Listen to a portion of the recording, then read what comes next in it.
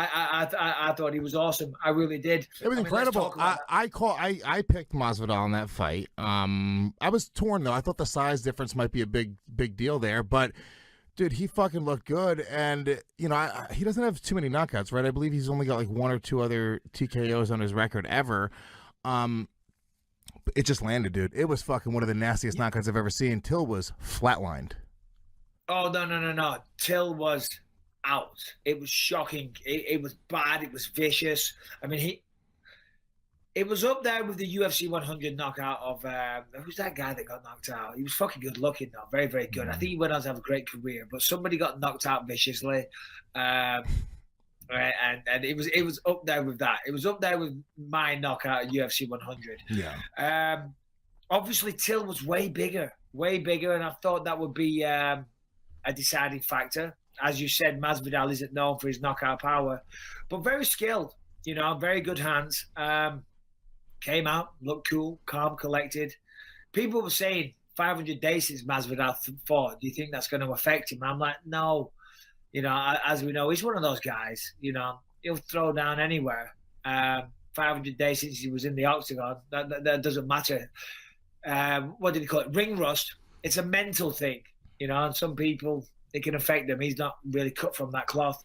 But the fight started, and straight away, boom, Till hit him with that big left hand, put him down, and I thought, holy fuck, Till's going to knock him out real fast. But I think maybe, and I'm not trying to take away from Till, I think maybe he was a little off balance or something, because he got up real quick, and he had a big smile on his face. So if it was like a legitimate knockdown, I don't think he'd have been smiling. He'd have been a little concerned. But he got up, and you know, he started landing some good kicks. I mean, Masvidal looked the best I've ever seen him. Yeah. His kicks were fast and powerful. He was swinging excellent combinations. He had good head movement. It seemed like Till, but maybe I'm wrong, but didn't it seem like Till sort of just kind of was keeping his chin up in the air a little bit? He kept on getting hit. There was 2 or 3 times where he got hit, and I was like, damn, he keeps on getting hit right there. He was just coming in very, very tall, and maybe he didn't respect the hands of Masvidal. I don't know what it was, but he got binked a few times, and I remember just saying, I was like, God damn it, dude. I was like, he keeps on getting hit hard. There was like 2 or 3 shots where he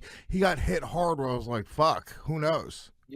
Yeah, no, 100%. See, the thing is for Darren, and again, you know, far be it from me, I'm trying to not be critical. I'm giving perhaps constructive criticism, or just putting it, not even to Darren. I'm just giving my 2 cents on the matter for what it's worth for the people that listen to this show. And maybe I'm wrong, and if I am, I apologize, and I'm not trying to be critical. He's a Thai boxer. That's where he started his career. Thai boxers generally stand toe-to-toe. They don't utilize too much footwork. They don't certainly utilize head movement, you know, and I think that was the big key. We didn't see any head movement from Darren, you know, and as you say, Masvidal was coming in, swinging these big combinations and landed big, heavy hooks on Darren. And he'd smile. You know, he smiled and was like, yeah, come on. And I was like, that's great. And he's very macho and he looks good for the fans. And it might even fuck with Masvidal a little bit if you're thinking, I just landed my best shot and he smiled at me. But at the end of the day, we're all human. You can only take so many of them. And as you just said, and as we saw, he went in, Masvidal used like a nice like stutter step with the feet, kind of threw him off, came with the right hand, the left hook, and then he was wobbled him, another left hook, he went down, and then that third, I mean, he was already out, to be fair, and then the third one on the ground, that just sealed the deal and put him to sleep for a while. Devastating knockout for Darren, really, really was. And yeah, it's bad. Beautiful for Masvidal. Yeah, it's bad for Darren. Not good. You know, it's a problem. I mean, it's you sort of see this happen, and you know, I had Mickey Gall on Legion of Skanks last night. We had a fun conversation, and I see, you know, obviously Till's been in some much bigger fights, but when you're like a young guy like that and you suffer a couple big losses in a row, I mean, it has to fuck with you a little bit, you know what I'm saying? Because, you know, Darren Till, it's sort of like a couple of years ago, I feel like we didn't even know who Darren Till was. You did because you're, you know, UK fighter, but he sort of exploded onto the scene, and now he's had, he lost a title shot, you know, he just lost to Jorge Masvidal. You know, how do you bounce back from something like that?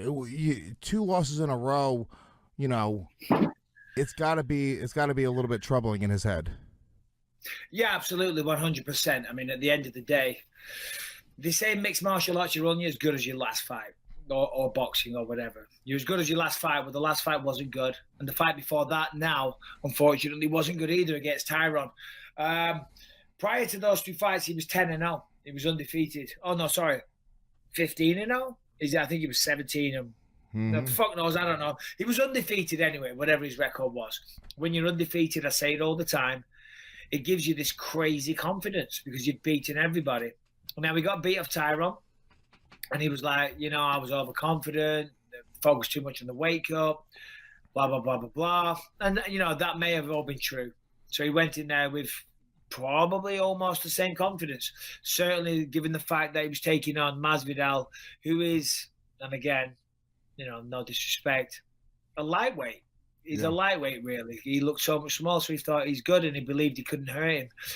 But he got knocked out twice, so the problem now is not only the physical damage, because he did just get finished twice in a row, the mental damage. So, confidence is a fighter's best weapon. There's no doubt that has to affect the confidence a little bit. But I've been there.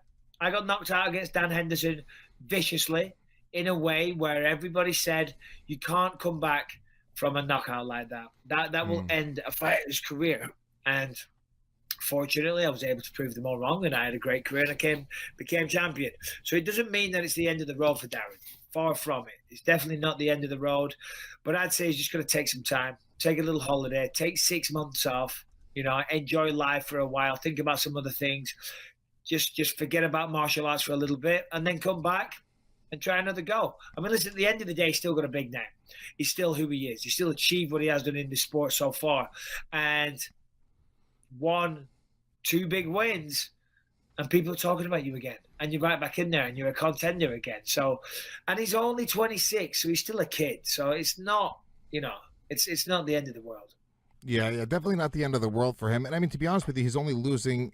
Look, at that level, it's the best of the best. And depending on how Masvidal does in his next fight, I guess he's calling for a title shot. And Usman was saying that that's the fight they want now. They don't want the Covington fight, which I think is stupid. I don't want to see Masvidal fight for the title next. You know what I want to see? I want to see Masvidal versus Ben Askren. That's a fight that really makes sense. I think that Ben Askren's going to be a really big handful for him, but we saw Ben Askren get hit a lot by Robbie, so it's like, I think that is literally as perfect of a matchup that you can make for the #1 contender, and let Covington have his fucking shot. I mean, Jesus Christ, I don't even like Covington, but what do you want to say? He had the interim title. You told him he's going to fight for the title now. He's a fucking villain. He's a bad guy. People want to see him get his ass kicked. I think Usman's going to fucking clean the house with him, just wipe the floor with him. Just get him out of the way. Let him get his title shot. Am I crazy? I mean, of course, hold on. I'm going to be careful because I'm not trying to disrespect Masvidal. I'm not trying to disrespect Till and Usman all at once with this sweeping statement by saying, of course, they want Masvidal because he's an easier fight. But he is an easier fight probably than stylistically than Covington, because Covington can match, maybe, I don't know about his wrestling credentials, but I would assume that Usman just thinks he can do to Masvidal what he did to Woodley, which is out wrestle him. Maybe not so much with Covington. I don't know. I really don't know if his credentials in the wrestling department mix up like that. But I don't think Masvidal, after being away for 500 days, after, and again, I'm not trying to shit on him, not being, he's not being the top of the food chain guy. He just had a massive win, and he looks sensational. I think it's a little early to be jumping the queue for a title shot. I understand him asking for it because that's what you're supposed to do, and I respect him for doing that. I was saying on the post-fight show, it always used to confuse me when everyone would call me out when I was like ranked #3. I was like, why are you calling out the #3 guy? You call it the #1 guy. So I understand him doing that, and all respect to him for that. But I don't know. Who gives a fuck? Who cares? Who cares? Mike, really quick, we should talk about Keeps, which is a really great company. I wish I knew about Keeps when I was 18 years old, when I started losing my hair, because it is the easiest and most affordable way to keep the hair that you have. If you don't know about it, Mr. Bisping, I know you have that beautiful head of hair. I see you every time you look down at your screen, I see you mocking me with your fucking head of hair. And you think I don't know that you're doing it, but you're literally sending me into a rage right now. Well, I'm not surprised, Lewis, because a man is judged based upon his hair and his hairstyle and how thick it is. They look at someone's head and they're like, he has good hair. He's a solid human being. They look at someone else and they think, what's under that Equinox hat?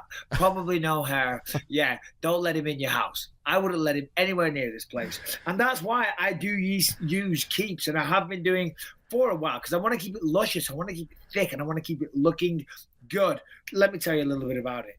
Keeps offers generic versions of the only 2 FDA-approved hair loss products out there. Some of them you've probably tried before, but now, thanks to Keeps, they're finally inexpensive and easy to get. So starting at just $10 per month, you'll never have to worry about hair loss again. Solid investment, people. Keep your hair. And getting started with Keeps is so easy. Sign up takes less than 5 minutes. All you got to do is answer a few questions and then snap some photos of your hair. Then a licensed physician will review your information online and recommend the right treatment for you, and then ship to your door every 3 months. Very, very simple. Wash it in your hair, and there you go. You keep hold of that hair, Lewis. Nice and easy. And I'll tell you right now, here's the coolest part of all, is we're offering you a free first month of treatment. Absolutely free first month of treatment. That's incredible. You get to see if you like it yourself. There's no gimmicks here. Just go to keeps.com/believe. That is Keeps, KEEPS.com/believe, BELIEVE. And you get a free month of treatment at keeps.com. Keeps, hair today, hair tomorrow.